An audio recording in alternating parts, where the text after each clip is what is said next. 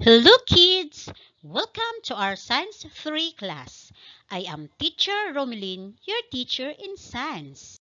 At the end of the lesson, you are expected to describe the different sources and uses of heat in everyday life. Are you ready? Let's get started! Now, look at the pictures. What do you see in the picture? Very good! A sun, fire, oven, iron, and stove. What does these things give up? Very good.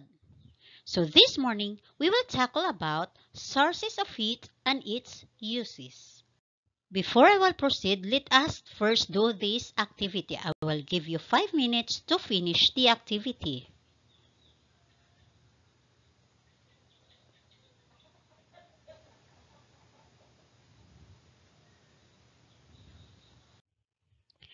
Now, let us answer your activity. In picture number 1, what is the source of heat?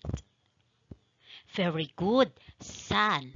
How is the heat used in this picture? Very good. It is used to dry clothes. How about in picture number 2? What is the source of heat? Very good. Stove. How is the heat used? Very good. It is used to cook.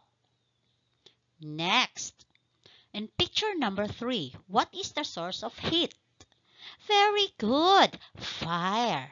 How is the heat used?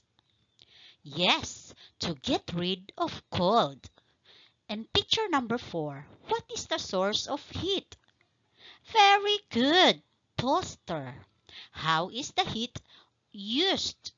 Very good, to toast a bread. Next, picture number 5. What is the source of heat? Very good, the sun. How is the heat used? Very good, to charge.